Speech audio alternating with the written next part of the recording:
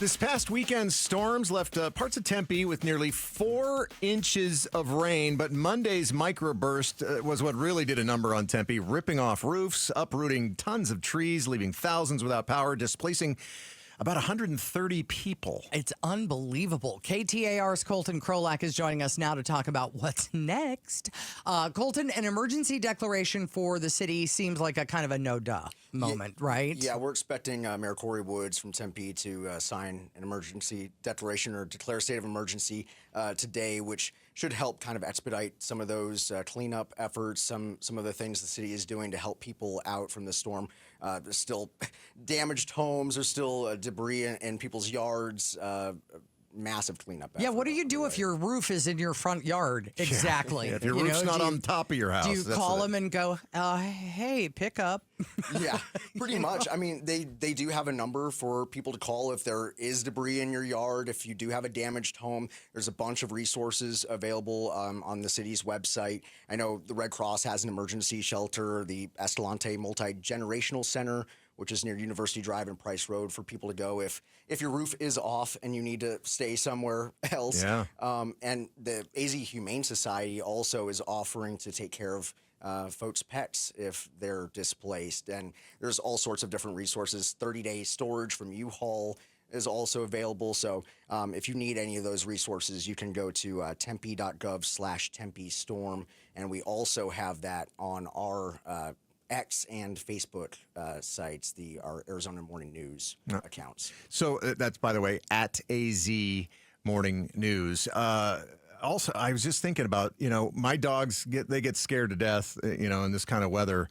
And if my roof flew off, I can just imagine them looking at me and like, see, this is why we're supposed to be scared. This is why we don't like thunder. Yeah, but we have to take a minute to talk to Kellen Stover, who not only acts as a technical director and associate producer for Arizona's Morning News, he's a Tempe resident. And you experienced that microburst firsthand. What part of Tempe do you live in, Kellen? So I live on Baseline and Hardy. Before we get too far, it's Kellen Shover. I corrected it in there. Right. What did I say? Stover. Oh, Stover. All I was thinking good. of stovetop stuffing. That's what Anyway, back to the microburst.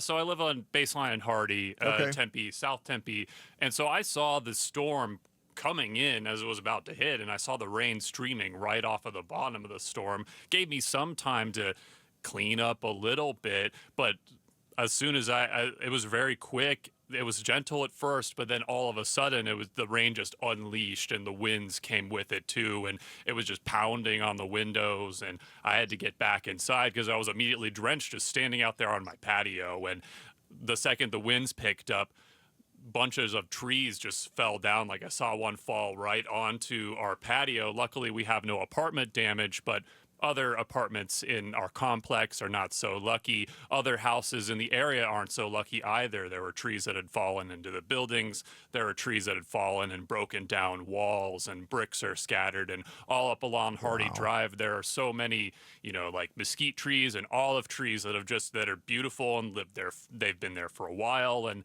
they just got totally uprooted because of the wind. Maybe the conditions were ideal for that sort of thing to happen. Well, the ground has just been soaked, over the last couple of weeks, the two really big, bulky storms that we got. So I imagine that ground was already weak. And when those winds hit, there was just no way, I don't think, for those trees to stay. Do you know if your neighbors who got hit in those other buildings in your apartment complex, are they living there? Or there are some people who have gotten displaced. So luckily, the apartment complex has some sort of thing to, facilitate them finding new temporary arrangements for living, because there's someone had a tree just crash right into their house. They obviously can't live there if there's possibly water streaming in from the ceiling and the roof.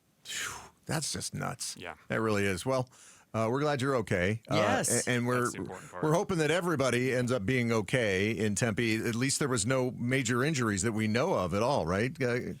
As far Colton? as I know, there have not been, but obviously with that amount of storm, that's all obviously a concern. So I know Mayor Woods was saying that, if you normally talk to somebody who lives in the area and you haven't heard from them in a little bit, it might be a good idea just to check up and make sure they're okay. Wow. All right. Thanks, Kellen Stovetop Stuffing. Appreciate it. You're welcome. Whatever your name is. Whoever I am. Yeah, we don't care. Thanks for watching Arizona's Morning News. Click to watch more from KTAR News and hit the button in the middle to subscribe.